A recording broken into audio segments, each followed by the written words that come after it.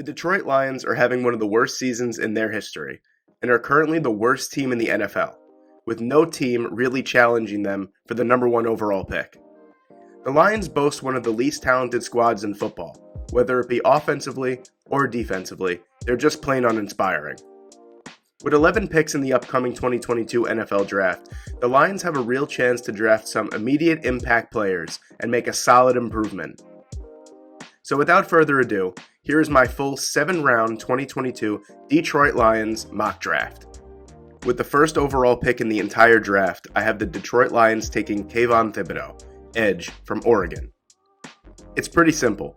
If you have the number one overall pick, you need to grab the best player available. Kayvon Thibodeaux is an instant game changer and can immediately upgrade the Lions' pass rush. I still believe football games are won in the trenches, and the Lions need someone that can consistently win off the line, and that's exactly what Thibodeaux can do, at an elite level. With their next pick at number 23, I have the Detroit Lions taking Treylon Burks, wide receiver from Arkansas. If the Lions were to try and move on from Jared Goff in 2022, they would have a dead cap hit of over $30 million. So surrounding Goff with playmakers that he could rely on is essential. Burks is a beast and one of the most physically gifted receivers in college football. Burks' skill set and route tree are best used when he is out wide, not in the slot. The junior went over 1,000 yards and 11 touchdowns in an offense where he is the clear-cut first option. Burks has the talent to be the best receiver in this draft and would immediately be the number one in the Lions offense. With the Lions' next pick at number 33 overall, I have them taking Nakobe Dean, linebacker from Georgia. Dean doesn't have the size that you would want out of a traditional linebacker at just 6 foot and 225 pounds. But what he lacks in size and stature, he makes up for in pursuit, play recognition, and playmaking ability. Dean is especially good at diagnosing run plays and blowing them up with his downhill style.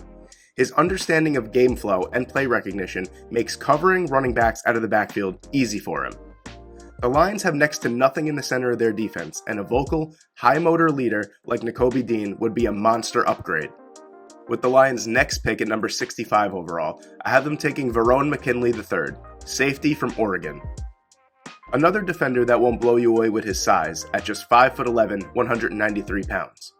But McKinley is a sure tackler with incredible ball skills due to his prior history of playing cornerback.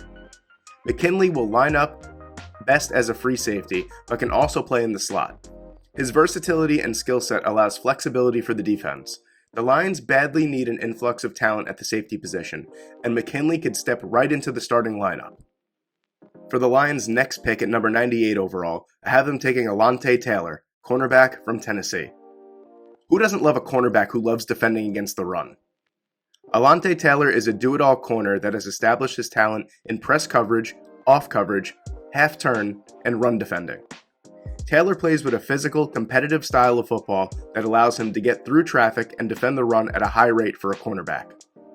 Taylor does need a little more work in zone coverage, as he tends to get a little lost due to his aggressiveness, but that isn't something that can't be fixed with pro-level coaching. With their next pick at number 143 overall, I have the Detroit Lions taking Amari linebacker from Florida State. Gaynor has a legitimate shot at being the most athletic linebacker in this draft. FSU used him in so many ways, including rush linebacker, one high safety, man coverage, and traditional off-ball linebacker. In 2019, FSU loved to disguise his intentions and tap into his versatility.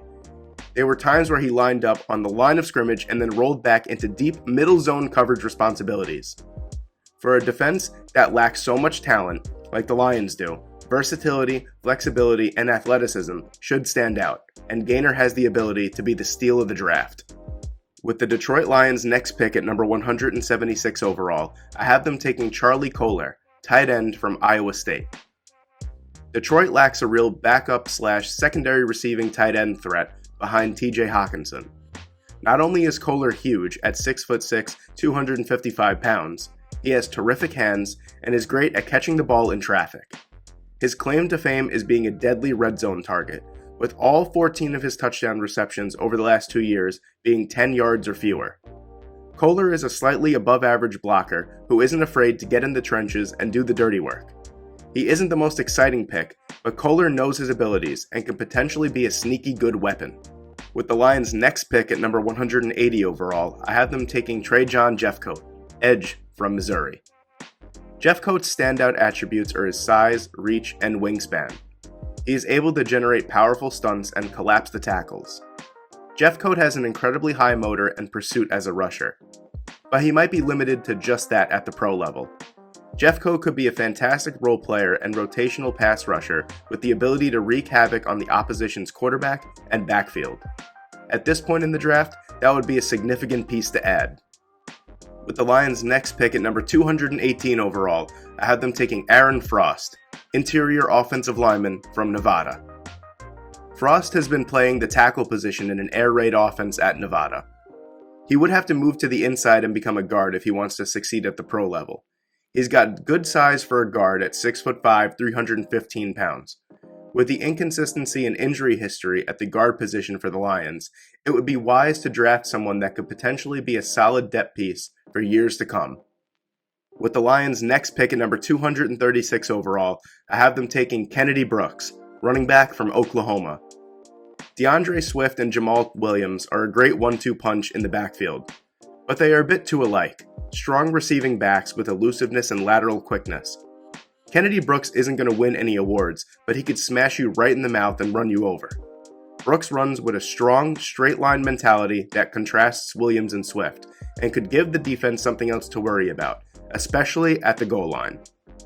And finally, with the Detroit Lions' last pick at number 249, I have them taking Cam Taylor-Britt, cornerback from Nebraska.